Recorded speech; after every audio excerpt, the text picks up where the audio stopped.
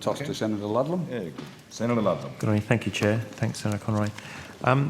I don't know whether you've addressed this earlier in the day, so apologies if there's already some stuff on the transcripts, but I just wanted to ask you about the tensions with China at the moment with this zone that they appear to be establishing in the South China Sea, and just some of the comments that the Minister has given in the last little while. Can you just tell us whether there have been any call on naval or air assets at this stage to traverse through these areas that the Chinese government appears to be claiming as its If I might just say, by way of Go ahead. A general background, Senator, of course, as a matter of course, Australian naval vessels from time to time pass through the South China Sea, yeah. And of course the Australian Air Force, or the Royal Australian Air Force, also from time to time has reasons to fly over. In terms of the last, week, the last few days, I'm not aware of anything specific. All right. I'll put some more structured questions to DFAT a little bit later in the session, so recognising this is a diplomatic Sure. issue, not a military one, at least as yet. Yep. But I'm still looking for any advice you can give us on whether anything is planned, exercises, joint or otherwise, that would test this new zone that the Chinese government is said to be establishing. There's not been discussions certainly no decisions have been taken at this point. Senator, there is no new zone. There is no new zone. Well, I suspect if it's the land members of the reclamation Chinese issue that has been the issue of some discussion recently. Yeah. But as the Secretary pointed out, on a routine basis we operate in the South China Sea, both our ships and our aircraft, and we comply with international law. Okay, and what does international law say at the moment? Or maybe just leave submarines aside, because I know they operate in rather a different way, but for your surface vessels, what does international law provide that you can do in the South China Sea? Are there certain, how far can you travel as it is from the coast? Well, there's no, first of all, I think it'd be wise to ask DFAT about that. Let me just say in broad and in general terms, in respect of law of the sea, a feature that is a natural feature that is above the high water line generates a territorial zone. Yeah. A natural feature below the high water line does not generate a territorial zone under the law of the sea, and a natural feature that is below the high water line that is then artificially built up above the high water line does not produce a territorial zone under the law of the sea. So it's quite technical in terms of what does and doesn't. Okay. But again, I'm not expecting you to have too much of this to hand because it properly belongs a bit later in the week, but just from the point of view of Navy or maybe Air Force, Australia has not either been invited or initiated any activities that would test the claims that the Chinese government are making. Well, as I said, we routinely operate there, Senator, and whether it's interpreted as testing or not, that's not something that is up to us. It's an interpretation that others will take on it. We operate in accordance with the law of the sea or international law more generally. Okay. Bearing in mind, Senator, that as Australian governments have consistently stated, we don't take a position in respect of the disputed territories in the South China Sea. Well, you don't as in the ADF or the Australian government more broadly? No, the Australian government has consistently stated publicly that it does not take a position in respect of the disputes themselves. Okay. Vice Admiral, when you say that Australia routinely operates in the South China Sea, can you describe for us what routine operations look like? That's a long way from the Australian mainland.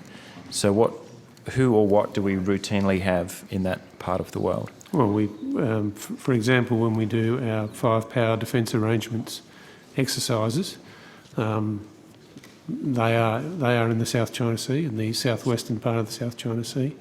We transit to North Asia. We will generally go through the South China Sea. The Air Force operates surveillance flights, particularly in the western part of the South China Sea. These are standard routine activities, Senator. We've been doing them for a long time. All right. Is that just Navy you're referring to? Navy and Air Force. And Air Force, okay. What are the institutional linkages, I guess, between your counterparts in China? Are there direct either service-to-service contacts with the Chinese Navy, for example, or at a political level or ministerial level? Well, there's a range of strategic dialogues, both ministerial and senior officials, the CDF and the Secretary, and from time to time the service chiefs, all 3 service chiefs, will visit China. I did when I was Chief of Navy, and we do have occasional consultations with our counterparts. Okay, when was the last time there was a consultation with your counterparts? Well, I might just add the last formal strategic defence strategic dialogue was in December of last year, when the Chief of the Defence Force and myself visited China. We have those discussions annually. We've had about 17 of them so far. And from memory, may be wrong, but from memory, I think each of the service chiefs have visited China in the last 18 months to 2 years. Okay. That would be accurate. Did the issue of the contested territory in the South China Sea come up at that meeting? Yes, they did. Yes, it did. Do those meetings provide some kind of communique? Are you able to provide any more detail? No, we don't. Those discussions that we have are a mixture of formal and informal talks, and we put out a little press release at the end of them, but it's pretty uninformative, if I could say so. It's unusually candid language for an estimates committee. Yeah, it's okay. And but so there's no formal communique that is jointly put out by both parties. Are there any immediate plans for forthcoming talks at that level? Well, the next scheduled talks for the strategic for the defence strategic dialogue is later on this year in Australia. It's here? Yes. Okay. We alternate. Has the date not been set? No, not yet been set. Okay, thanks, Mr Secretary. Just lastly on this one, Mr Andrews is referred to, and there's quite a bit of material in press about militarisation of the island. So it's not just building up landforms till they're above sea level, but placing weapons systems on them. Could you or Mr Griggs, if you're able, describe what is actually occurring? Well, I suppose what we would say is as follows. First of all, the land reclamation activity by China in the South China Sea has been at a pace and scale over the last 2 years beyond anything we have previously seen. It dwarfs what the other claimant states have done, and the size of the land reclamation does raise legitimate questions about its purpose. Secretary Carter of the United States a few days ago did make a statement, or I don't know whether he did, but the US certainly made a statement in which it pointed out that on one of the on some of the reclamation, some mobile artillery had been placed. Beyond that, I don't think it's possible to add a lot of comment. Okay. Does the Australian Navy have vessels in the South China Sea at present? Yes, we do. I know it's a huge area, but are you able to provide us with any more fine-grained information as to who is there and where they are? HMAS Perth is currently operating in that region with visits to Thailand and Cambodia, so by default operates in the western part of the South China Sea. It's just those two vessels? No, one vessel, HMAS Perth. It's just Perth, okay. Going to Cambodia and to Thailand. All right, thank you. I'll leave that there and maybe just foreshadow to anybody else for whom this is relevant in the room. I'll take that up with DFAT later in the week. Just a follow-up question. On the 8th of May, I wrote to the Minister requesting the release, Defence Minister requesting the release of a Defence internal investigative report around the treatment of a number of anti-war demonstrators who had entered the Swan Island military facility last October. According to the protesters, Defence personnel on the base reacted in an inappropriate and quite violent manner to the protesters' entrance to the base. The release of the report, I made an attempt using freedom of information that's been denied. Could the Minister or any of the, if Chief of Army, if he cares to, commit to releasing this document or a redacted version of it or any information at all that could be put into the public domain? The reason I'm asking is the demonstrators are obviously being publicly held to account for their actions through the courts. It's my belief that Defence personnel involved should face a measure of scrutiny as well, not merely internal. Well, Senator, what we can say is that there was a Defence inquiry into the allegations made by the protesters. It's still going, sorry? Well, that inquiry has been finalised. Okay. And the report examined both the circumstances of the trespass incident and also the actions of Defence members, so it looked at both aspects. The report found that ADF members had the authority to arrest the trespassers, and they had the power to search the trespassers, and that the arrests and searches were reasonable. The recommendations of the inquiry relate to the amendment of policy and training for personnel on the powers in relation to trespass, and early engagement with Victoria Police for future Swan Island protests.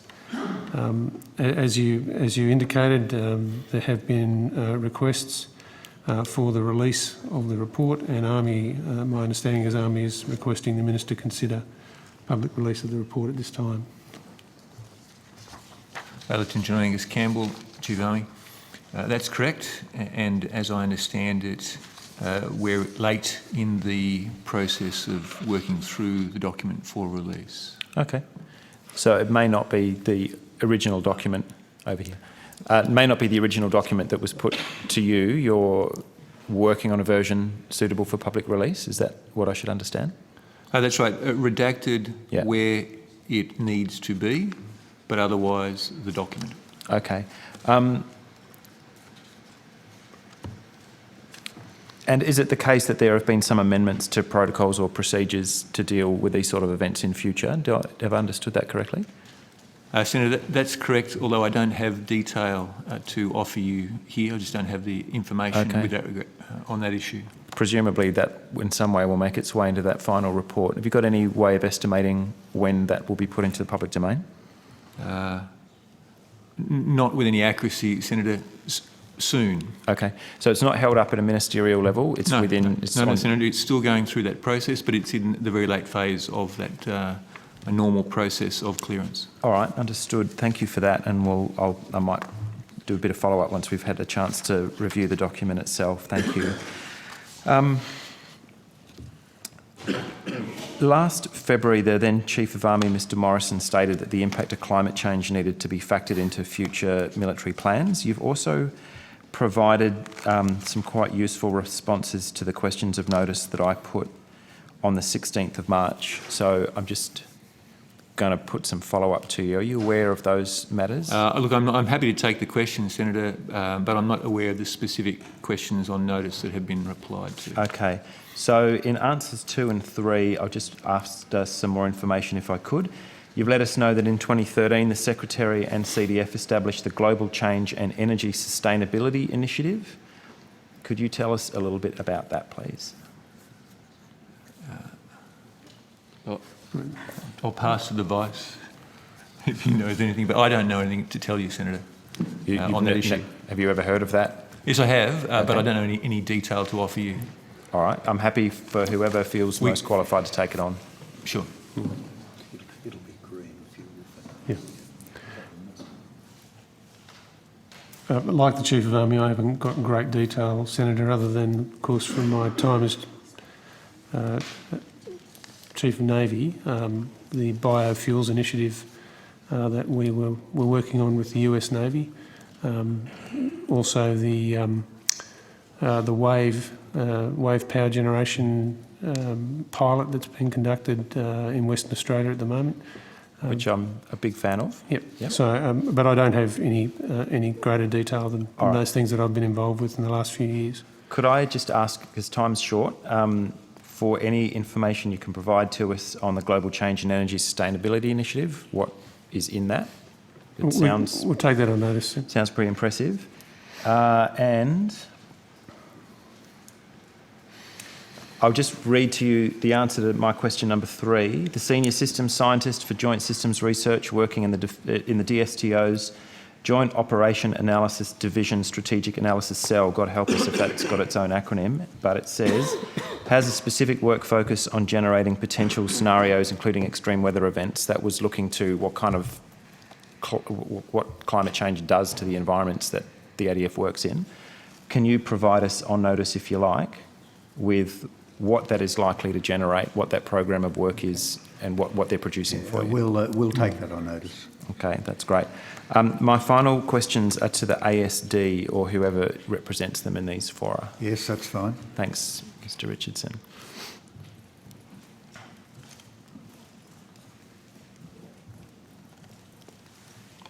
We'll see what.